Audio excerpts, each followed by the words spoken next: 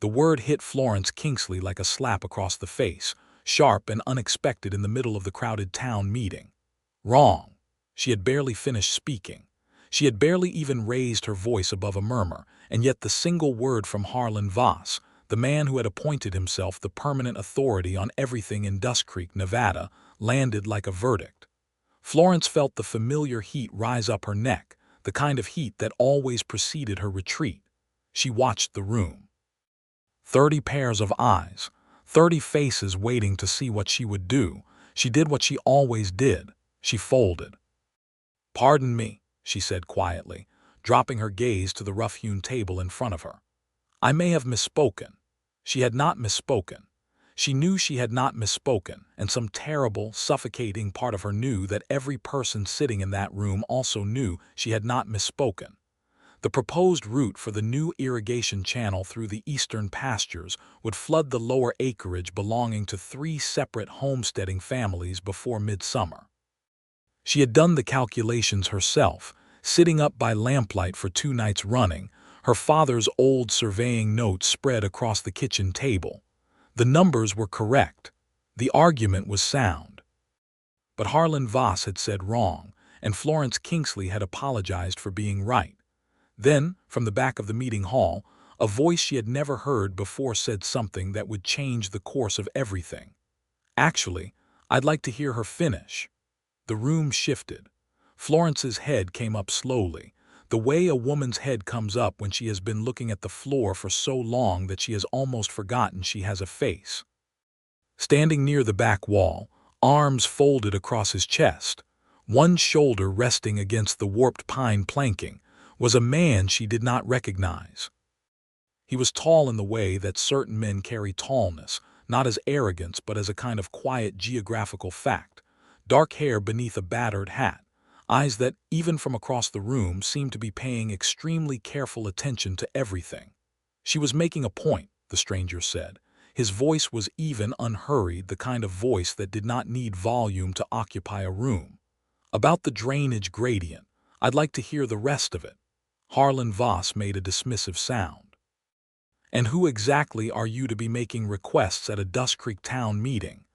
"Ezekiel Bristol," the man said, without moving from his position against the wall. "I purchased the Callaway spread 3 days ago." Which, if I'm understanding this lady's argument correctly, sits directly in the path of that flood she's describing. The silence that followed was the loudest thing Florence had heard in years, and in that silence, Ezekiel Bristol looked directly at her across the crowded room and said, "Please, go on." She had made herself small in every room she had ever entered. She had learned to do it so thoroughly, so completely, that she sometimes wondered if she had disappeared entirely. But something in the steady, unhurried patience of his gaze made her straighten her spine, draw a single breath, and begin again. She did not know yet that she would never make herself small again. Florence Kingsley had arrived in Dust Creek, Nevada in the spring of 1878, 2 years after her father's death, and 1 year after the collapse of everything she had once believed her life would be. She had come west from Ohio with $12, a leather trunk, and the kind of grief that does not announce itself loudly, but instead settles into the bones like cold weather, persistent and bone-deep. Her father, Edmund Kingsley, had been a surveyor and civil engineer of considerable skill, and Florence had grown up at his elbow, learning to read topographical maps before she could read novels, understanding watershed drainage and land gradient with the same easy fluency that other girls her age understood needlework and social calls. She had been, in short, educated in all the wrong directions for a woman of her time, and she had paid for it in 100 small and quiet ways. The man she had been engaged to marry in Columbus, a prosperous merchant named Gerald Whitmore, had broken their engagement 6 months after her father's death when he realized that she had opinions about the business he intended to take over, and that those opinions were frequently better than his. He had not framed it that way, of course. He had spoken instead about her difficult disposition and her unfortunate habit of correction. And he had said these things in front of his mother and 2 sisters, and Florence had sat in that parlor with her hands folded in her lap and said nothing, because by that point she had already learned that saying something only made everything worse. She had come west because west was the direction you went when Ohio had nothing left for you. She had found work in Dust Creek as a seamstress, which was not what she was trained for, but was what was available, and she had rented 2 rooms above the dry goods store from a widow named Mrs. Carver who charged too much and asked too many questions. Florence had accepted both conditions without complaint. Accepting without complaint had become her primary mode of survival. The town of Dust Creek itself was the kind of place that existed in 1878 Nevada in considerable numbers. Too small to ignore, too rough to be comfortable, built around the intersection of 2 cattle trails, and the ambition of men who had arrived with money, and the unexamined certainty that money made their decisions correct.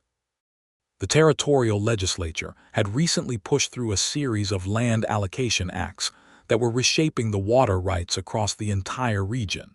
And this was the hidden motive behind the irrigation meeting that Florence had almost not attended, had almost talked herself out of attending, had sat in the back of for the first 20 minutes before inching her way to a seat closer to the front, because she could not bear to watch them make a mistake she could see coming from 100 yards.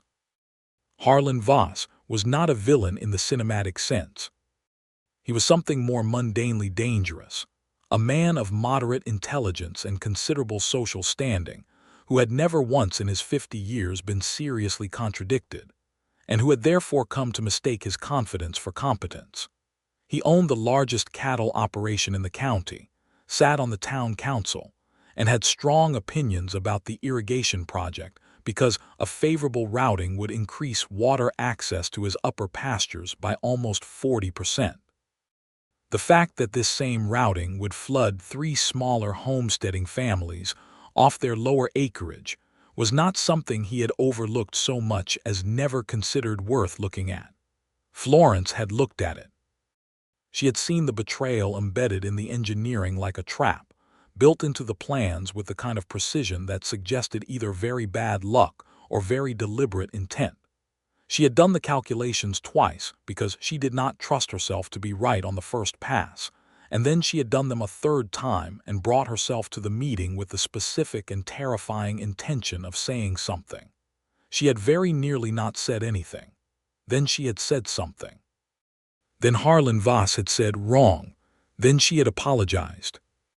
And then Ezekiel Bristol had pushed himself off the back wall and asked her to please continue, and the entire mechanism of her practiced retreat had jammed itself in her throat like a bone, and she had started again.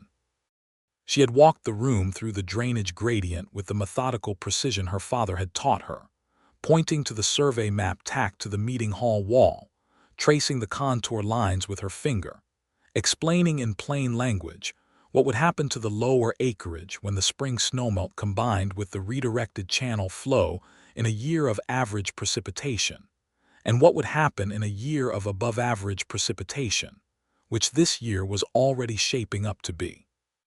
She did not look at Harlan Voss while she spoke. She found a fixed point on the map and she talked to that fixed point, and she did not stop until she was finished. When she sat down, the room was quiet for a long moment. Then Ezekiel Bristol said, "That seems conclusive to me.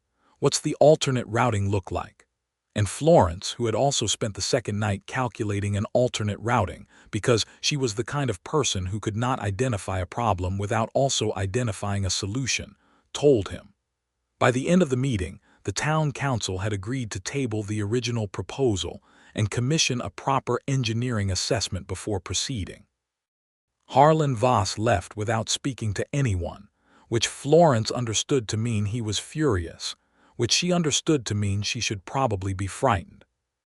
She gathered her notes and folded the survey map with hands that were only slightly unsteady, and she was almost to the door when the voice found her again. "Miss Kingsley." She turned. Ezekiel Bristol was standing a few feet away, hat in hand now, and up close he was both more and less intimidating than he had seemed from across the room.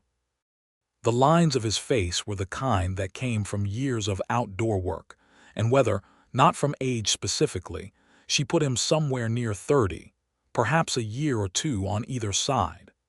There was a quality of attention in his expression that she was not used to encountering, a focused, genuine interest that had no performance in it. "I wanted to thank you," he said. "Those lower parcels you were describing, one of them borders my southern fence line. I had not fully understood the risk until tonight."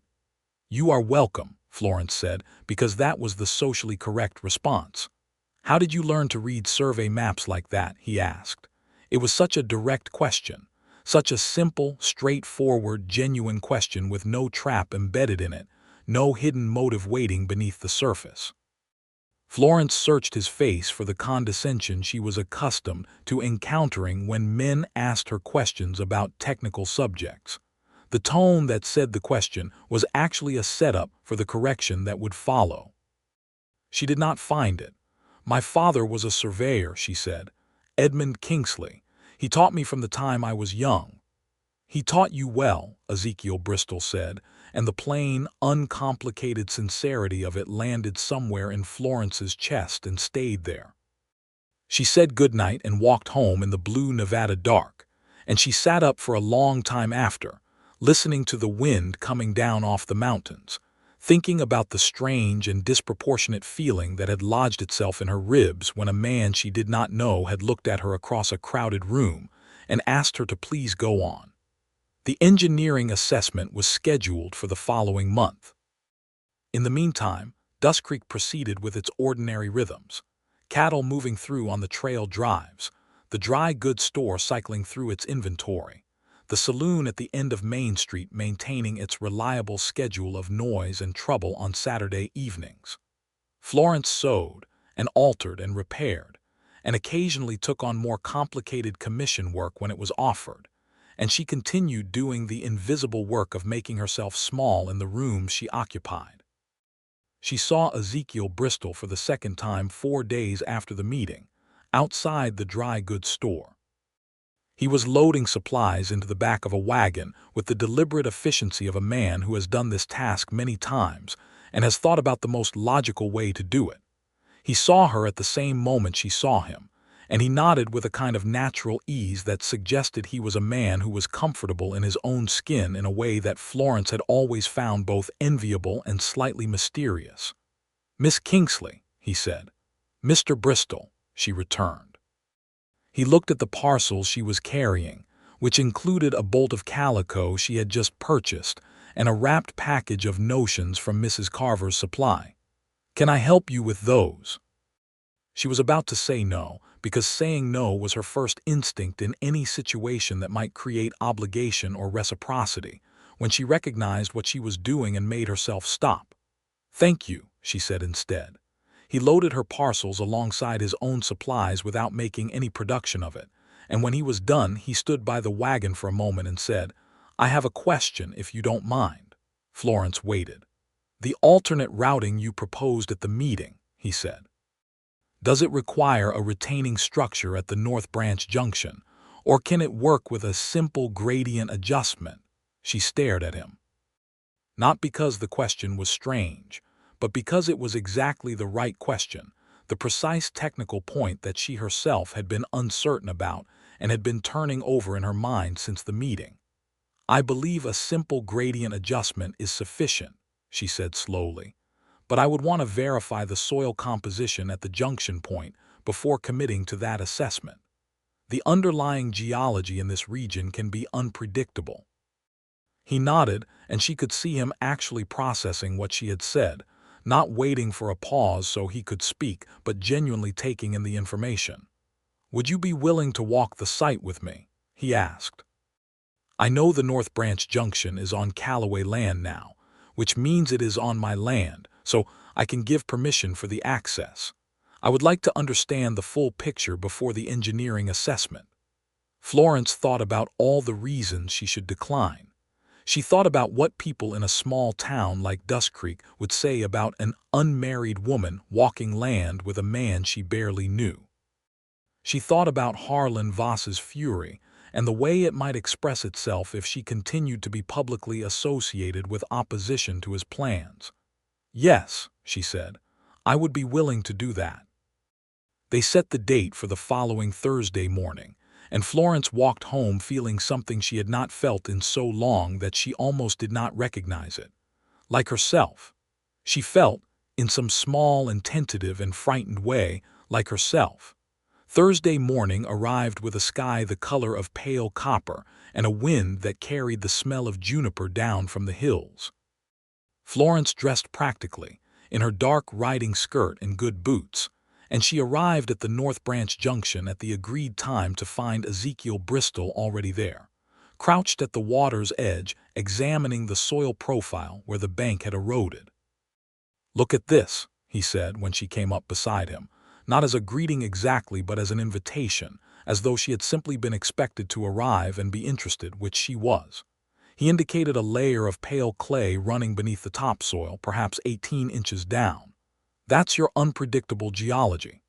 Florence crouched beside him and looked at the clay layer, and then she looked upslope at the angle of the terrain, and she did the calculations in her head, and she said, "That changes things.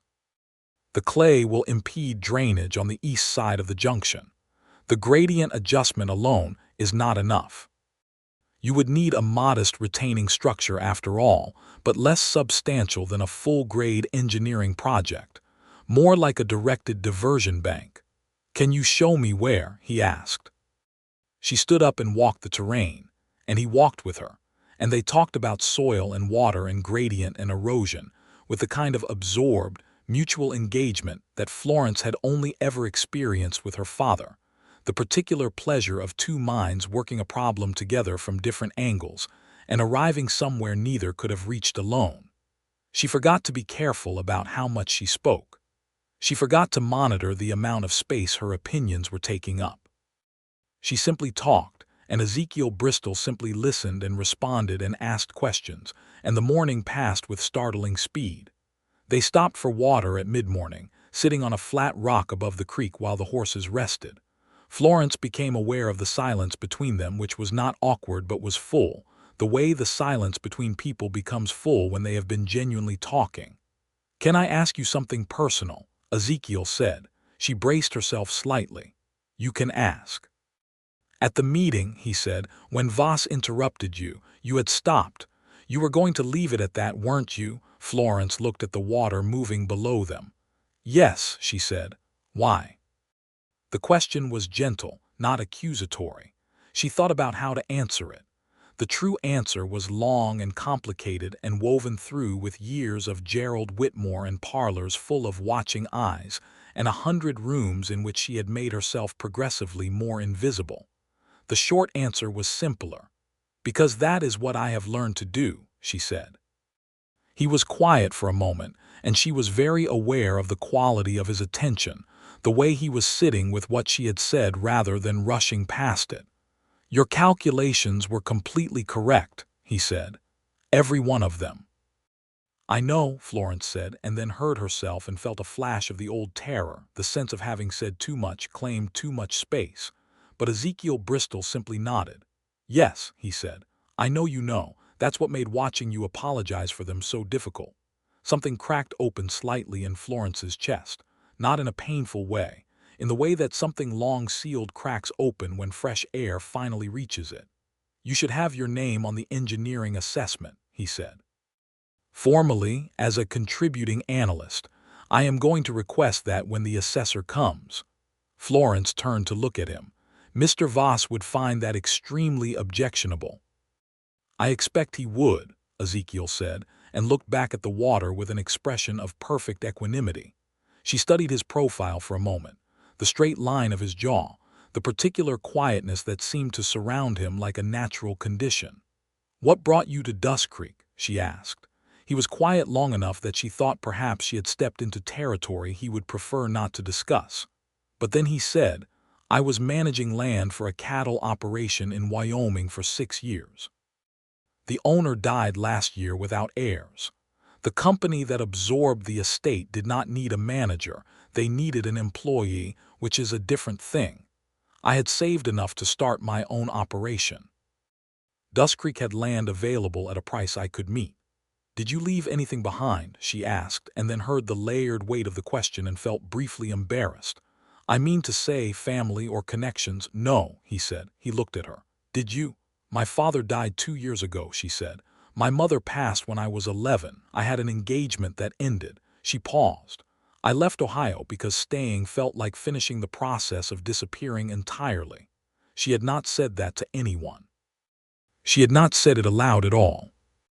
It had lived in her chest as a wordless understanding, and she had just given it language to a man she had known for less than 2 weeks, and she was very slightly horrified at herself. "That is an extremely honest thing to say," Ezekiel said.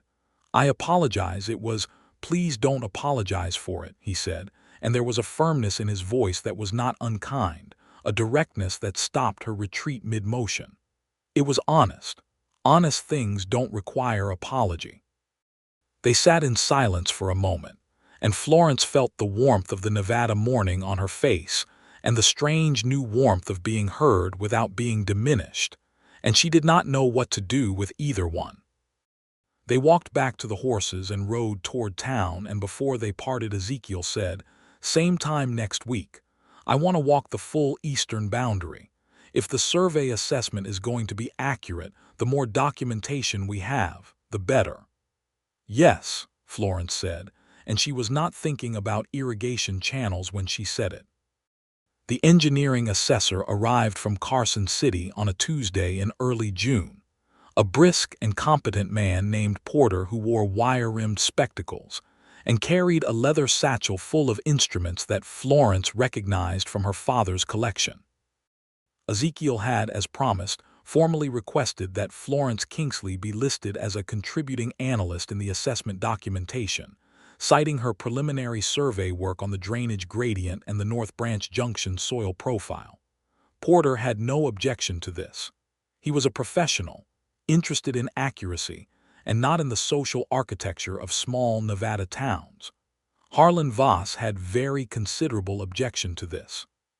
Florence heard about it secondhand, the way she heard about most things in Dust Creek, through Mrs. Carver, who had an extraordinary talent for information and a complete inability to keep any of it to herself. Voss had apparently gone to the town council and argued that it was inappropriate to include a seamstress's name on an official engineering document. He had used the word seamstress as a deliberate diminishment, which told Florence something about the nature of his threat. He was not attacking her argument. He was attacking her category. She was sitting with this, trying to decide whether to do anything about it, when there was a knock at her door, and she opened it to find Ezekiel Bristol standing on the landing with his hat in his hands and an expression that she was beginning to learn to read, which meant he had something specific to say and was organizing the best way to say it. "Voss is going to the council," he said. "I heard," Florence said. "Come in." He came in, and she noticed that he looked around her 2 rooms with simple curiosity, no judgment in it, taking in the sewing table covered in work, the carefully organized shelves of notions and fabric, the survey notes that she still kept spread on the small desk by the window. He looked at those notes with what she recognized as professional interest. "You have been working on more than the junction," he said. "I mapped the entire eastern drainage basin," she said, and then felt the familiar instinct to qualify it, to say something like "it is probably nothing" or "I was just curious," and instead made herself say simply, "It took me about 3 weeks." He walked to the desk and looked at the maps and said nothing for a moment. Then, "These are better than what Porter brought with him from Carson City. The territorial survey records for this area are badly outdated," Florence said. "The last comprehensive survey was done in 1869, before the cattle trail was established, and before several of the water diversion projects changed the effective flow patterns." Ezekiel turned and looked at her with that careful, unhurried attention. "Will you bring these to the assessment tomorrow? Voss is trying to have me removed from the assessment entirely." "I know," he said. "Will you bring them anyway?" This was the question, wasn't it? Not the irrigation question or the council question or the technical question about diversion banks and clay subsoil. This was the question underneath all those questions. Would she bring her work into a room where it was unwanted and stand behind it? Yes, she said.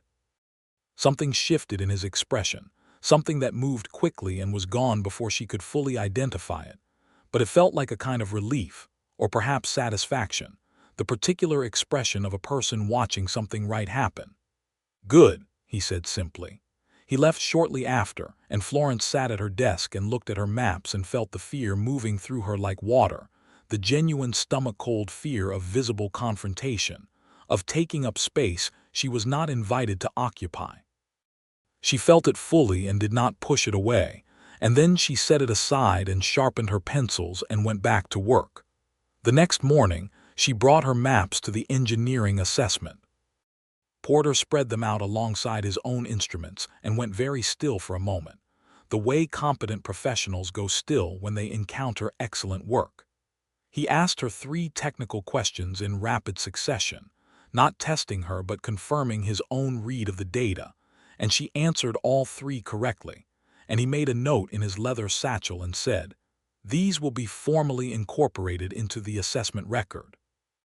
Harlan Voss, who had also come to the assessment, said, "Now, just a moment," and Porter looked at him over his wire-rimmed spectacles and said, "The document accuracy is my professional responsibility, Mr. Voss, and these surveys are accurate. Any objection to their inclusion would need to be taken up with the Territorial Survey Office in Carson City."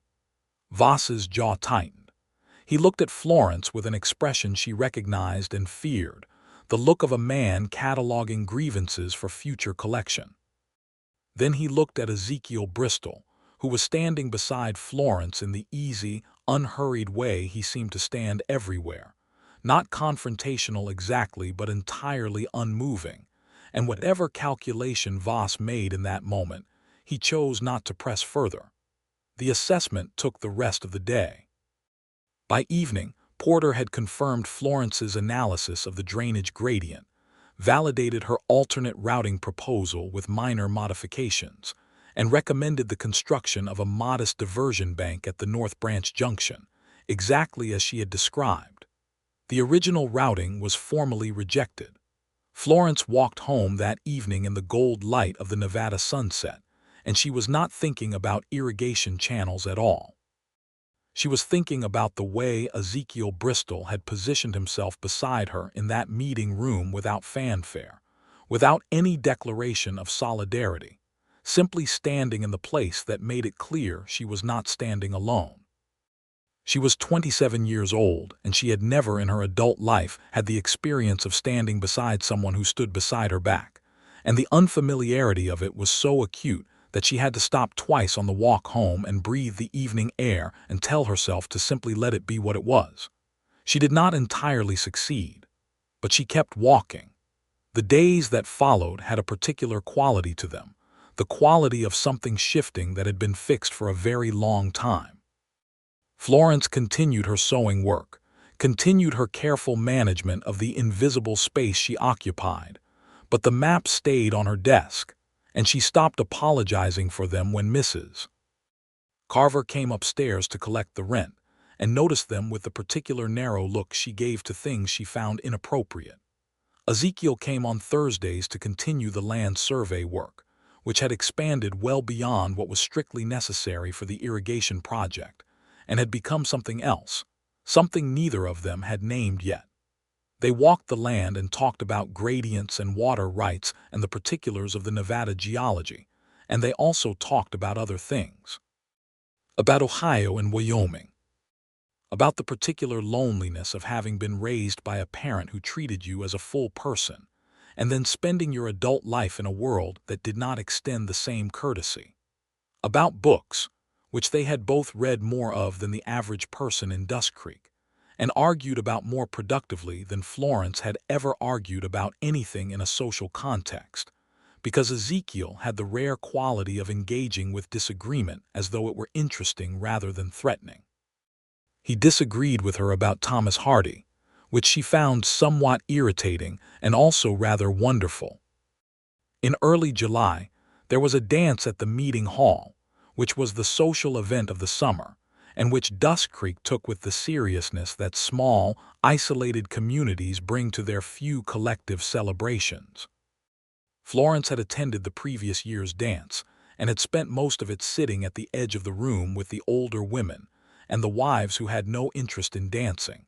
Not because she had no interest in dancing, but because no one had asked her, and she had made herself comfortable in her corner with the determined cheerfulness of a person who has learned not to want what they cannot have. Ezekiel found her at the edge of the room within 15 minutes of arriving. "You are not dancing," he said. "Neither are you," she pointed out. "I have been here for 15 minutes," he said. "You look like you have been sitting in that chair for considerably longer." Florence felt a flash of something that was not quite embarrassment but was adjacent to it. "I am perfectly comfortable," she said. He held out his hand. "Dance with me," he said, not as a question exactly, though it was not a command either. More as an invitation offered with the calm confidence of someone who fully expected it to be accepted, not out of arrogance, but out of a genuine and simple belief that this was a reasonable and good thing for them to do together. She took his hand. She had not danced in 3 years, which turned out not to matter, because Ezekiel Bristol danced the way he did most things, with a steadiness and easy competence that made everything around him feel manageable and clear. He was a good dancer. She was surprised by this in a way she recognized as slightly unfair, a leftover reflex from the Ohio version of her assumptions about men and their various capacities. "You're surprised," he said, reading her expression.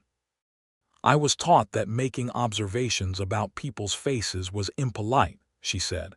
"You make observations about everything," he said. "It is one of the more interesting things about you." Florence considered several responses to this and settled on the most honest one. "You are remarkably easy to talk to," she said. "I find it both comfortable and alarming." He looked at her with that focused attention, and there was something in it now that had not been there in the early weeks, something warmer and more specific. "Why alarming?" "Because I have not had much practice," she said. They danced through 2 more songs, and Florence was aware of the room watching them, the particular quality of attention that a small town directs at 2 unmarried people dancing together more than once. She was also aware that she cared considerably less about this than she would have 6 weeks ago, and she was not entirely sure what that meant, but it felt like something important. When the music paused between sets, they walked to the edge of the room together, and Ezekiel brought her a cup of lemonade from the refreshment table, and they stood side by side watching the room, comfortable in the silence. "I have been thinking," Ezekiel said, "about the drainage basin maps you completed." "Have you thought about what should happen with them next?" Florence had thought about very little else. "They should be submitted to the Territorial Survey Office," she said. "The 1869 records are inadequate for the level of development happening in this region now. Updated surveys would benefit everyone in the county, not just Dust Creek." "That is a significant undertaking," he said. "Yes," she said, "and you are the most qualified person within a considerable radius to do it," he said. She looked at him. "I am a seamstress in a rented room above a dry goods store." "You are a trained survey analyst who happens to be doing seamstress work because it was available when you needed it," he said, with the calm precision of a man correcting a factual error. "Those are not the same thing." Florence set her lemonade cup down very carefully on the edge of the refreshment table. Her hands were not quite steady, and she did not want him to see that. "The Territorial Survey Office is in Carson City," she said. "They are unlikely to commission work from an uncredentialed woman." "They would commission work from a survey firm," Ezekiel said. He was looking at the room, not at her, and his voice had the particular quality it got when he was working out something he had been thinking about for a while. "If you had a formal association with a credentialed operation, the work itself would speak for your quality." Florence said nothing. "I have been in correspondence with a survey firm in Sacramento," he said. "The owner, a man named Aldridge, is expanding his territory into Nevada. He is looking for local knowledge and local presence. I sent him a description of your drainage basin work." Florence stared at him. "You did what?" He looked at her now, and his expression was cautious but steady. "I should have told you first. I wanted to have something concrete to tell you rather than a vague possibility. Aldridge is interested. He would like to see the full maps." The room felt very large suddenly, and Florence was aware of the music starting up again behind them and the dancers moving in bright drifting circles, and all of it seemed very far away. "You told a surveyor in Sacramento about my work," she said. "Yes," he said. "Was that wrong?" She processed the question seriously because it was serious. Was it wrong? He had acted on her behalf without her knowledge. He had made a decision about her future without her participation. Every instinct she had, the ones built up over years of men making decisions about her future without her knowledge or participation, bristled at this. But he was asking. He was genuinely, openly asking with no defense prepared, no dismissal ready. He was asking because he wanted to know if he had done something wrong. "Tell me everything Aldridge said," she said. He did. All of it, including the parts where Aldridge had been skeptical and how that skepticism had shifted and what he had specifically praised about the technical description of her work. He held nothing back, softened nothing, and when he was finished he said again, "Was it wrong?" "I don't know yet," Florence said honestly. "I will need to think about it." He nodded. "That's fair," he said, and turned back to watch the dance and did not press her further. She thought about it for 4 days. She turned it over from every angle, looking for the trap in it, looking for the hidden motive, looking for the mechanism by which this would be turned into leverage or control, or the particular kind of imprisonment that looked like help. She found none of it. What she found instead, when she looked as carefully and honestly as she knew how, was a man who had seen something in her that she had spent years learning not to see in herself, and had acted on that seeing with imperfect but genuine intent. She wrote to Aldridge in Sacramento. She sent the maps. August in Dust Creek was hot and fierce and golden, the kind of heat that pressed down on the mountains and baked the creek beds and filled the evenings with a warmth that lingered long after sunset. Florence and Ezekiel continued their Thursday surveys. They had long since completed the documentation that was strictly relevant to the irrigation project, and had begun mapping territory further west toward the county boundary, partly because the data was genuinely useful and partly, Florence suspected, because neither of them had yet found a reason to stop. The irrigation diversion bank had been constructed in late July. The 3 homesteading families whose lower acreage had been threatened came to Ezekiel's property one afternoon to express their gratitude, and they also came to Florence's rooms above the dry goods store, which she had not expected, and the eldest of them, a weathered woman named Clara Hendricks who had been farming that land for 12 years with her husband and their children, held Florence's hands in her own rough calloused ones and said, "You did not have to speak up, and you did. We know who to thank for that." Florence had managed to keep her composure until Clara Hendricks left, and then she sat at her sewing table for a while with her hands in her lap and felt something moving through her that she did not have a precise name for, something like grief and gratitude and a long, slow thawing. In mid-August, Harlan Voss made his move. It came through the town council, as these things tended to in Dust Creek, packaged in the language of civic concern rather than personal grievance. Voss had formally petitioned the council to revisit the terms of the Callaway land sale, arguing that the transaction had not properly disclosed certain encumbrances related to the water rights along the eastern boundary. This was either true in a technical sense or it was a fabrication. Florence was not certain which, but it hardly mattered, because the point was not to win a land dispute. The point was to tie Ezekiel up in legal proceedings long enough to delay the irrigation implementation, and not coincidentally, to make the association with Florence Kingsley expensive enough to discourage further collaboration. Florence understood this with perfect clarity. She had grown up watching her father navigate similar maneuvers in Ohio, the way powerful men used bureaucratic procedure as a weapon when direct confrontation became unavailable to them. She had spent 2 nights after hearing about the petition drafting a response document that laid out the actual legal position regarding the Callaway water rights, which she had researched by riding to the county seat in Elko and spending a day in the land records office. She brought the document to Ezekiel on a Thursday morning, setting it on the kitchen table of the ranch house, which she had been inside twice now, each time with the slightly self-conscious awareness that the two of them were in a house alone together, which was the sort of thing that required no announcement in Dusk Creek, because Dusk Creek announced it for you. He read the document carefully, all of it, turning the pages with methodical attention. When he finished, he looked up at her. "This is thorough," he said. "The 1874 Water Rights Amendment is the key provision," Florence said. "It explicitly grandfathers prior surface water usage for adjacent parcels. Voss cannot claim an undisclosed encumbrance because the rights were established before the sale and are a matter of public record." "He knows this," Ezekiel said. "Yes," Florence said. "He does not expect to win, he expects to cost." "He wants to cost me money and time," Ezekiel said. "He wants to cost you me," Florence said, and then heard herself and felt the color rise in her face, because that had come out more plainly than she had intended. Ezekiel looked at her across the table. "He may find that particular cost beyond his ability to impose," he said. Florence held his gaze because she was done looking away from things that deserved to be looked at directly. "The document needs to be submitted to the council by the end of the week," she said. "I know," he said.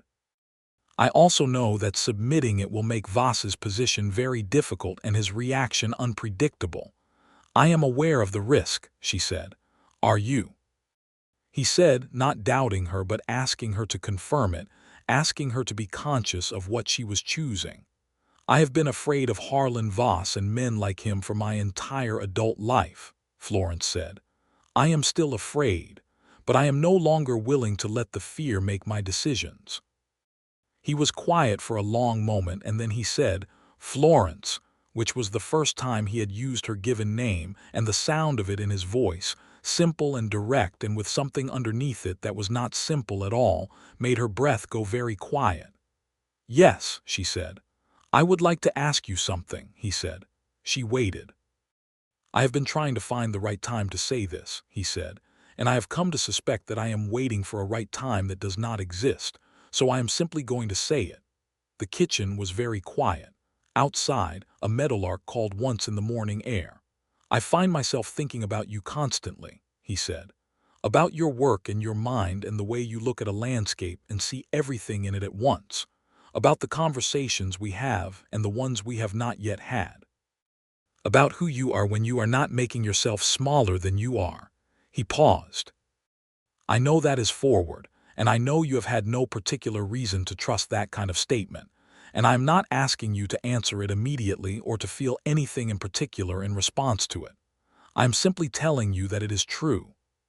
Florence Kingsley had been waiting, without knowing she was waiting, for someone to see her clearly and say so without apology, without condition, without a hidden ledger of what they expected in return. She had stopped believing such a thing was possible for her specifically. She had reclassified it as a luxury for other kinds of women, women who had not made themselves invisible, women who had not retreated room by room until the rooms themselves forgot they had been there. She took a breath and said, "I think about you too. I have been frightened by how much." He did not move across the kitchen toward her. He simply sat with what she had said, holding it with the same careful attention he brought to everything, and then he said, "What would be helpful to you? What would make this feel safe?" It was such a strange and perfect question. Nobody had ever asked her that. "Time," she said, "and honesty. And the thing you have already been doing, which is asking my opinion and then listening to it." "I can do those things," he said. "I know," she said. "That is partly why I am sitting here." She submitted the water rights document to the town council that Friday, with Ezekiel's formal approval signature and her own name listed as the preparer. The council, faced with the clarity of the legal analysis, found in Ezekiel's favor within 2 weeks. Voss did not pursue the matter further, at least not through official channels. The letter from Aldridge in Sacramento arrived in early September. It was 3 pages long and covered 3 distinct subjects. His professional assessment of Florence's survey maps, which was laudatory to a degree that she read and reread several times to confirm she was not misunderstanding the tone. A formal proposal for an associate survey commission, which would allow her to operate under the Aldridge firm's credentials while conducting surveys in Nevada. And a personal note in the 3rd page that said, among other things, that he had not encountered work of this quality from an uncredentialed surveyor in more than 20 years of the profession, and that whoever had described her work to him had done so accurately. She brought the letter to Ezekiel that afternoon because she needed to tell someone and he was the person she needed to tell, and she watched him read it with the particular pleasure of watching someone she cared about encounter good news. "Congratulations," he said when he had finished. "I am going to accept," she said. "Good," he said. "It means I will be conducting surveys more formally, which will require equipment and time, which will reduce my sewing income." "The survey commission income will more than compensate," he said. "Initially it will be modest," she said. "You have considered this thoroughly," he said. "I have considered nothing else for a week," she said. "I want to make sure I am seeing it clearly and not letting my excitement overrule my judgment." He looked at her steadily. "Your judgment has consistently been the best calibrated thing in any room you've been in," he said. "Trust it." September deepened into October, and the Nevada hills went gold and amber, and the nights came earlier and colder. Florence and Ezekiel had fallen into a pattern that was neither formally courtship in the traditional sense, nor casual friendship, but something that occupied the honest territory between those 2 inadequate categories. They ate dinner together 3 or 4 evenings a week, alternating between the ranch house and her rooms above the dry goods store, and they talked for hours about everything, and sometimes they sat in comfortable silence, and on several occasions Ezekiel walked with her back to her door, and they stood on the landing in the cold evening air longer than was strictly necessary, and the space between what was unspoken and what was becoming spoken narrowed incrementally with each passing week. In October he kissed her. They had been walking back from a late survey along the western boundary, and the evening had dropped the temperature quickly the way Nevada evenings did, and Florence had been saying something about the way the last light caught the mineral deposits in the rock face when she turned and found him already looking at her. Not at the rock face or the light, but at her, and the quality of his attention was different in that moment, more concentrated and less contained. And she recognized it because she felt exactly the same thing. "May I?" he said, and she appreciated more than she could articulate the fact that he asked, that he was a man who asked. "Yes," she said. It was a careful kiss. Gentle and certain at the same time, without urgency, without any sense of something being taken. It was the kind of kiss that felt like a statement rather than a claim, like a sentence finally completed after a very long pause. When he lifted his head, she was looking up at him in the cold blue October dusk, and she felt entirely visible, in a way that she had spent years running from and that now, unexpectedly, felt like coming home. "I have been wanting to do that for considerably longer than is reasonable," he said. "How long?" she asked. He thought about it. "Approximately since the 2nd Thursday survey," he said. "When you stood in the creek and told me the clay subsoil changed the entire analysis, and you were completely right and completely unbothered by being completely right." Florence laughed, and the laugh surprised her, the genuine, uncalculated kind that she had rarely permitted herself in social situations because it took up too much space. "That is a very specific moment to identify," she said. "I am a specific person," he said. "I know," she said. "I noticed that early on."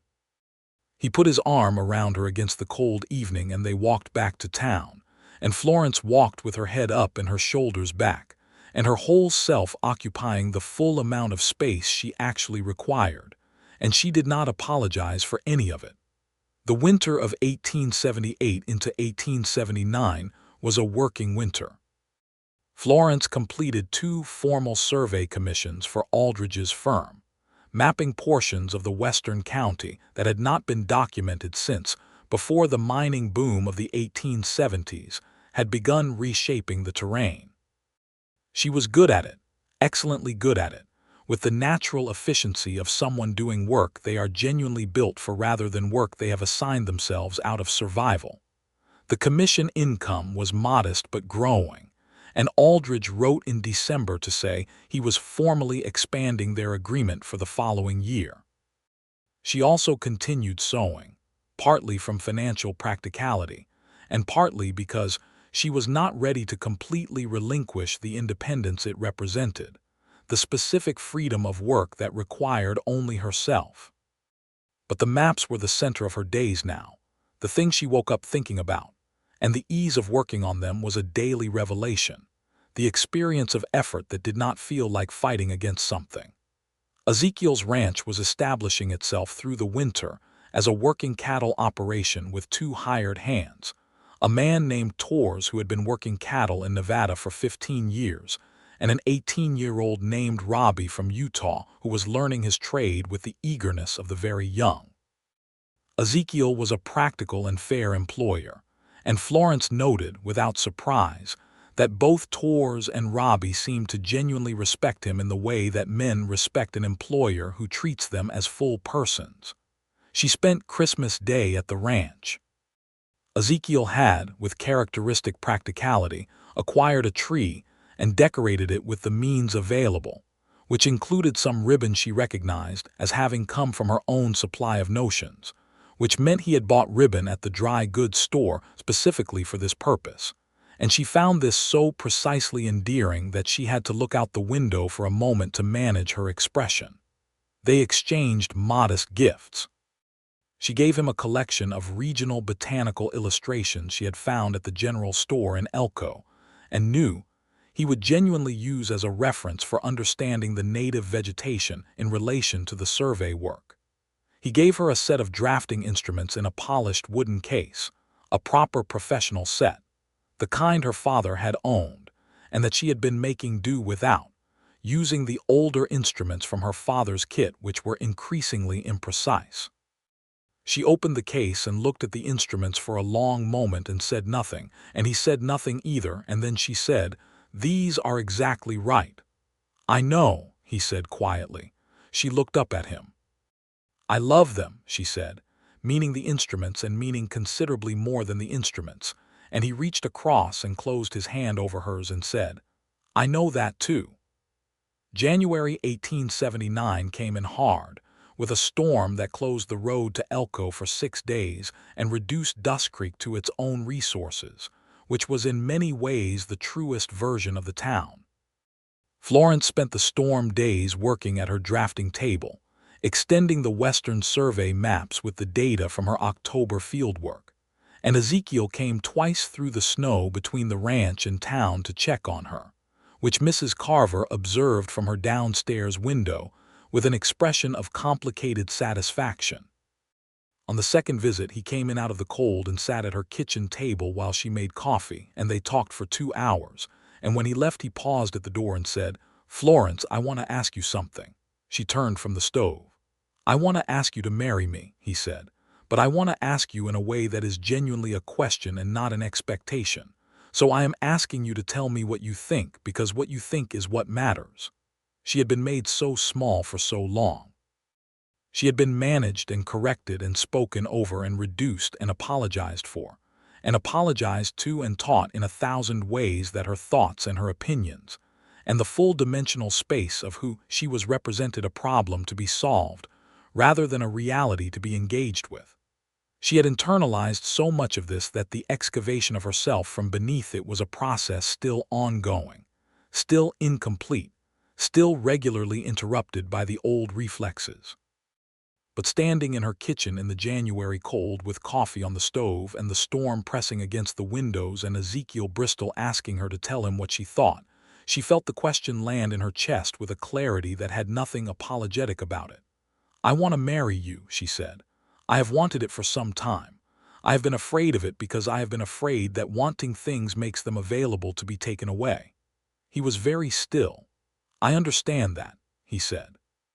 I want you to know that what I am asking for is everything you are, not a managed version of it, not the parts that are convenient. All of it, including the parts that are inconvenient to people like Voss. That is a considerable thing to offer, she said. It is an accurate thing, he said. Will you? Yes, Florence Kingsley said, and she said it standing fully upright with her whole self present and not a single syllable of apology anywhere near it. He came across the kitchen and took her face in his hands and kissed her with a tenderness that was also completely unhurried. And she put her hands flat against his chest and felt his heart beat, steady and present. And she thought that she had spent so long being afraid of the size of her own life that she had almost missed the moment when someone offered to share it. They were married in April 1879, in Dust Creek's small church, on a morning of pale blue sky and the smell of sage and the first real warmth of the Nevada spring. The ceremony was performed by the minister and witnessed by Tors and Robbie from the ranch, by Clara Hendricks and her husband, and by a handful of other townspeople who had quietly come to understand something about Florence Kingsley over the past year that the previous version of her had made it very difficult to see. Mrs. Carver was in the front row and wept openly, which Florence found touching and slightly funny, and said so to Ezekiel in a whisper, and he suppressed a smile in the particular way he did that she had come to love precisely because it was not quite suppressed enough. Harlan Voss was not in attendance. Florence did not expect him to be and was not troubled by his absence.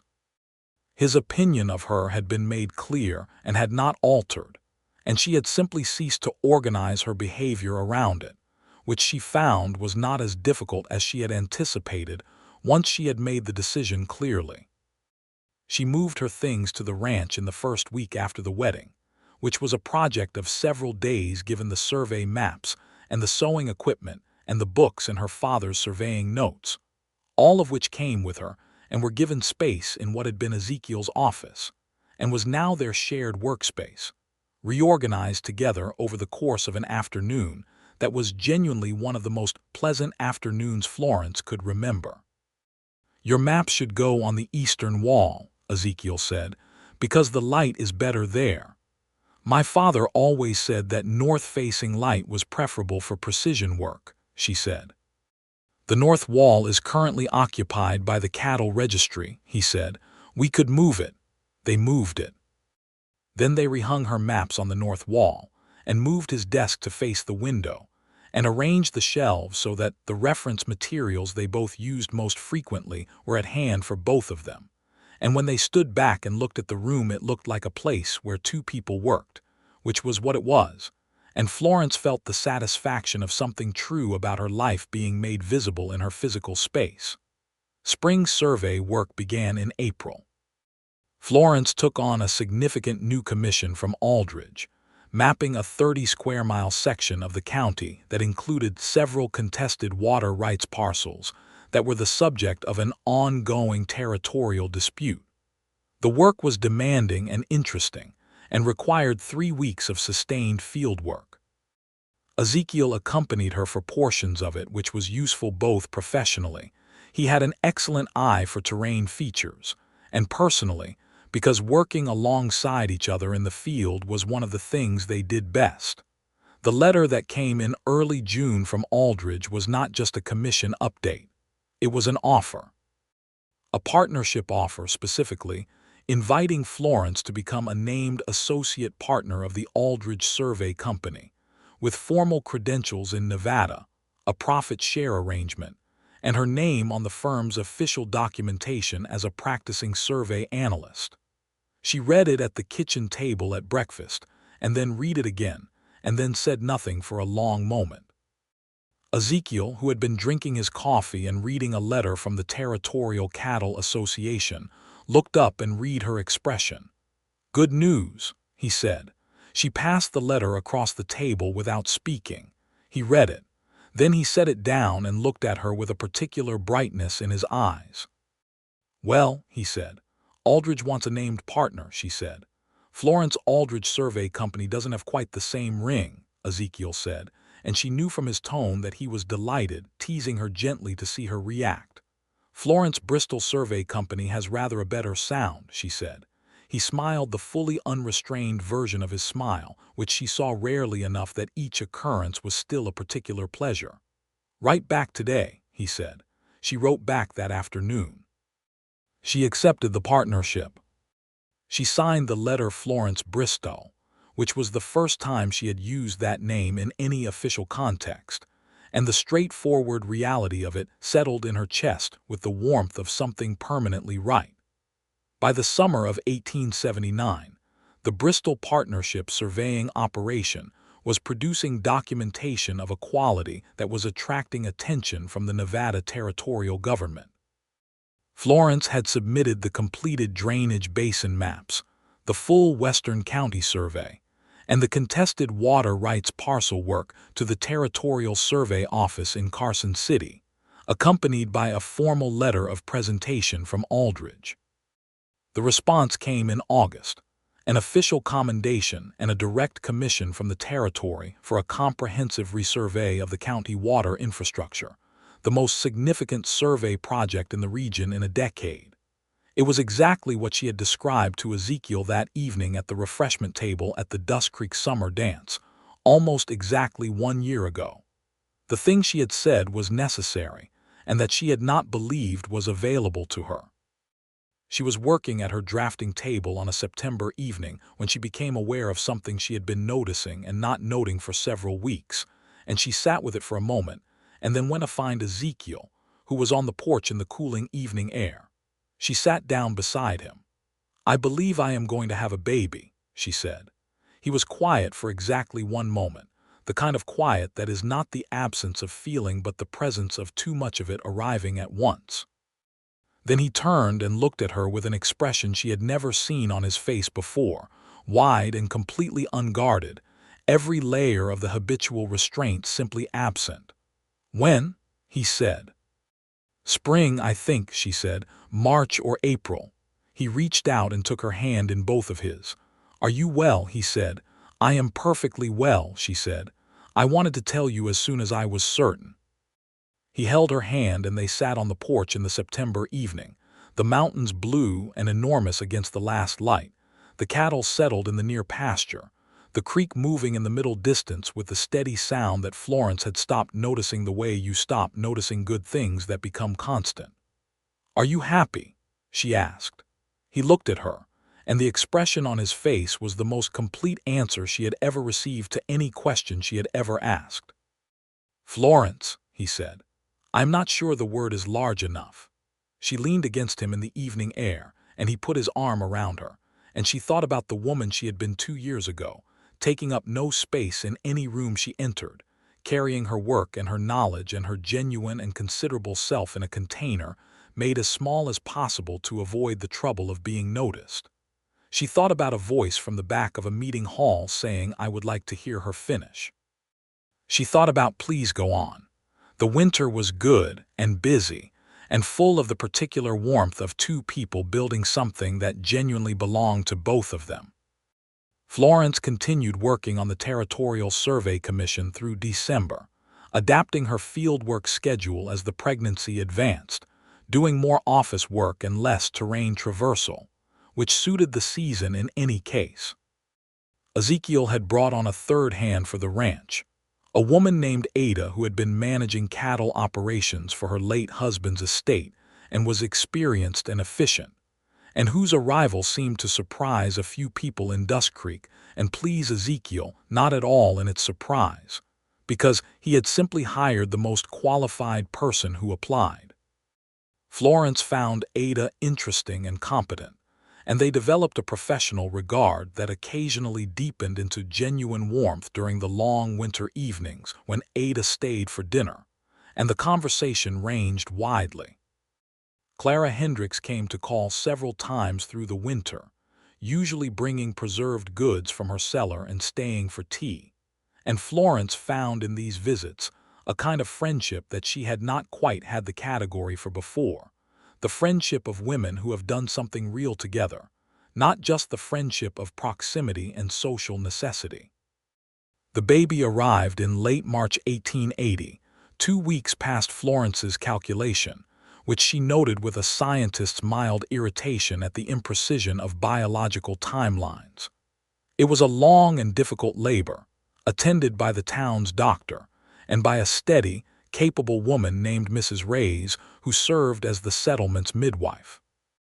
Ezekiel sat outside the bedroom door for most of it, which Florence only knew because she could hear the boards creak when he stood up and sat down, a sound that repeated itself with the regularity of someone managing anxiety through movement. The baby was a boy. He arrived in the deep quiet of 3 in the morning, with the kind of emphatic announcement that suggested a person who had no intention of making himself small in any room he occupied, which Florence noted with enormous private satisfaction. Ezekiel came into the room when it was over, and he looked at Florence first, for a long, sustained moment, with an expression of relief so intense it was almost painful to witness, and then he looked at the baby, who was wrapped and being held in the crook of Florence's arm. "Are you all right?" he said to Florence. "I am tired and completely well," she said. "Come and look." He came and looked and sat on the edge of the bed, and Florence watched his face as he looked at their son, and she thought that the human capacity for this specific expression, this cracked open, undisguised love, was one of the finest things about being alive. "Edmund," Florence said, "after my father, if that is acceptable to you." "Edmund Bristol," he said, trying the name. "That is an excellent name." "I thought so," she said. Edmund Kingsley Bristol grew with the fast, earnest energy of a child raised in open country, and by the following spring, he was demonstrating a strong interest in being mobile well before his body was fully prepared to support the ambition, which kept both of his parents occupied and occasionally alarmed. Ezekiel proved to be, as Florence had suspected he would be, an extremely present and attentive father, neither performing the role nor retreating from it, simply engaging with his son with the same direct and genuine interest he brought to everything. The Territorial Survey Commission was completed in the summer of 1880 and submitted to Carson City. The response from the Territorial Survey Office was a formal letter of commendation and a request for Florence Bristol's involvement in a new multi-county infrastructure assessment being planned for 1881. This was, as Aldridge wrote to tell her with considerable enthusiasm, the first time a woman had been formally commissioned by the Nevada Territory for an official survey project, a fact that Florence received with satisfaction and without excessive surprise, because the work itself had always been straightforwardly strong, and she had at last stopped being more surprised by her own competence than other people's lack of it. Harlan Voss remained in Dust Creek through all of this, conducting his cattle operations and maintaining his various grievances, and Florence interacted with him rarely and without excessive anxiety, which represented a considerable evolution from the woman who had sat in the corner of a meeting hall 2 years earlier, trying to make herself invisible enough to avoid his notice. She did not forgive him exactly, because he had not asked to be forgiven, and because the harm he represented was real and structural, and not resolvable with personal forgiveness. But she had ceased to organize her life around the fact of his displeasure, which was its own kind of resolution. The summer of 1880 settled over Dust Creek and the Bristol Ranch with the gold weight of good seasons, the creek running full from an abundant snowpack, the cattle healthy, the survey work expanding, and the evening porch a place where Florence and Ezekiel sat with their son between them and the mountains present in the distance, and talked about everything and nothing in the easy, ranging way of two people who have learned each other thoroughly and kept finding new rooms to explore. "What are you thinking about?" Ezekiel asked one evening, Edmund asleep on Florence's lap with the absolute boneless completeness of very young sleep. "About how different it is," Florence said, "to take up space on purpose." He looked at her. "I have been thinking about the person I was 2 years ago," she said. "In that meeting hall, how carefully I had constructed the smallest possible version of myself, Not because I wanted to be small, but because I had learned that being small was safer. She looked at the mountains. I did not know that someone would ask my opinion and actually want to hear it. I knew, he said, from the moment Voss interrupted you, that you were someone who had been interrupted so many times that you had learned to do it to yourself before anyone else could. And you decided to intervene, she said. I decided to ask, he said. There is a difference. There is, she agreed. The asking was everything. He reached out and brushed her hair back from her face with the same unhurried gentleness that characterized everything he did, and she turned toward his hand the way you turn toward warmth, not a decision exactly, but a fact of nature. Ask me something now, she said. He smiled. What do you want the next year to look like? She thought about it seriously because he wanted a serious answer. I want to complete the multi-county commission, she said. I want Edmund to see the survey work, to come out in the field with us when he is old enough. I want to formally document the mineral deposit formations in the northern range before the next mining company discovers them and the record becomes contested. I want more evenings like this one. She paused. I want another child eventually. In that order, he said. Not necessarily, she said. He laughed, and she laughed with him, and Edmund stirred briefly at the sound of their laughter, and then settled back into his untroubled sleep. And the Nevada night came down over the mountains with its extraordinary depth of stars, and Florence Bristol sat on her porch with her husband and her son and her full-sized, irreducible self, and felt the particular contentment that comes not from the absence of difficulty, but from the presence of everything that genuinely matters.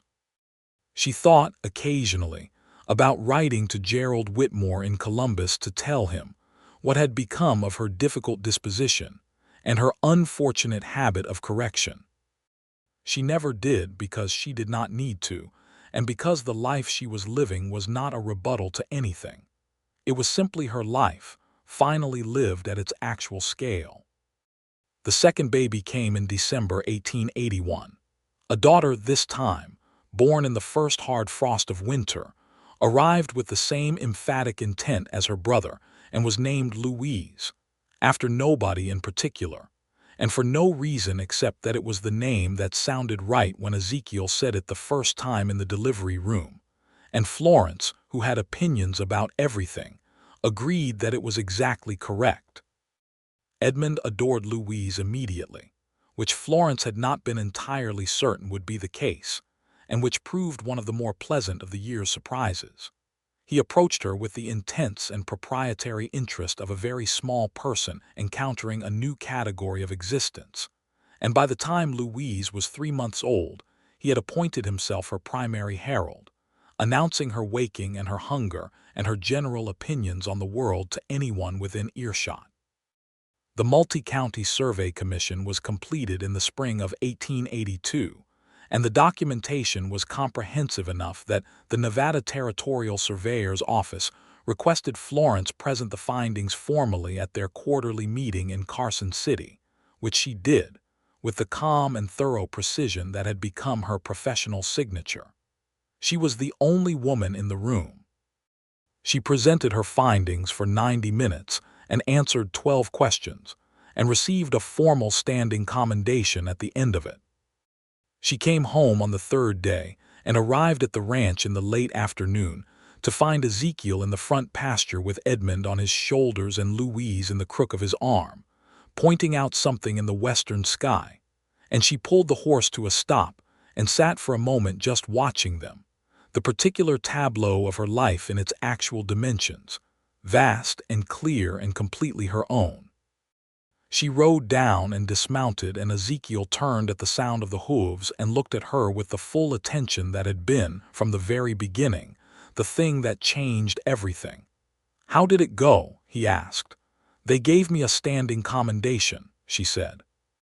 Edmund made a sound of enthusiastic approval from his position on his father's shoulders, not because he understood what a commendation was, but because his mother's tone made it clearly excellent. "Tell me everything," Ezekiel said, and she did, all of it. Every detail, every exchange, every moment in that room in Carson City where she had stood at the front and taken up her full and accurate amount of space, not apologizing, not retreating, not making herself smaller to fit the expectations of rooms that had not been designed with her in mind. She talked while they walked back to the house, and while Ezekiel settled the children, and while she changed out of her traveling clothes, and he listened with the quality of attention that she would never stop being grateful for, the kind of listening that says you are entirely worth hearing.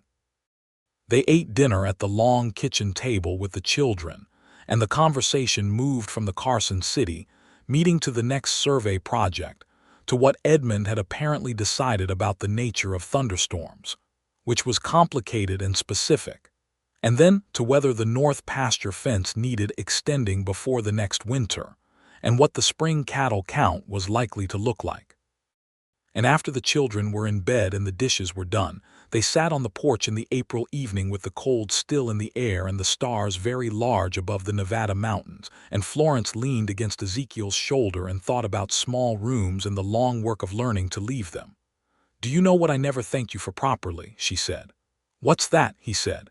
"Asking my opinion," she said. "The first time, and then asking it again." He was quiet for a moment. "I did not do anything remarkable," he said. "I asked a person who clearly had something to say to please say it." "In this world at this time," Florence said, "for a woman that is remarkable. I want you to know that I know that." He put his arm around her and she felt the solid warmth of him against the cool spring evening, and she looked out at the mountains which had no opinion about the size of her life and would simply be there, enormous and patient, for as long as she chose to look at them. "What do you want next?" he asked. It was the best question anyone had ever learned to ask her. It remained the best question, every time. She thought about it with the seriousness it deserved. "I want to map the northern range," she said. "The full mineral deposit documentation I described. I think it should be done before the end of summer, before the mining companies move further into that territory and the original formations become disturbed." She paused. "And I want a summer with less formal travel and more evenings like this one." "That sounds like an excellent plan," Ezekiel said. "I know," Florence said, and she said it the way she had finally learned to say things she knew, without apology, without qualification, with the full and unembarrassed confidence of a person who had come back to herself and intended to stay. They sat together on the porch until the stars made their full slow wheel above the Nevada mountains, and somewhere in the house their son was sleeping with the complete trust of childhood, and their daughter was dreaming whatever very small people dream, and the creek moved in the distance with its patient, constant voice, and the life that Florence Kingsley Bristol had come west to find, though she had not known then that it was a life she was looking for, arranged itself around her in all its actual and irreducible size. She had made herself small in every room she had entered. She had learned the trick of it so thoroughly she had almost forgotten it was a trick. And then a man she had not yet met had stood at the back of a meeting hall and said, "I would like to hear her finish," and then had looked at her across the room and said, "Please go on," and the trick had begun, slowly and irrevocably, to lose its power. She would tell this story to Louise someday. She would tell it in the straightforward way of someone describing a historical fact, the way you describe a watershed gradient or a soil profile. Here is what the terrain looked like. Here is what the water does. Here is what changes when the conditions are finally right. She would tell her daughter, "You were never meant to be small." And she would tell her, "The size of your life is not determined by the rooms you enter. It is determined by whether you stay in them speaking or leave them silent." And she would tell her one more thing, the thing that was truest of all. Find someone who asks your opinion and means it and asks it again. The mountains held their place against the sky, permanent and vast. The night moved around them. Florence Bristol held her full self in the full space of her full life, and the world was exactly large enough to hold her.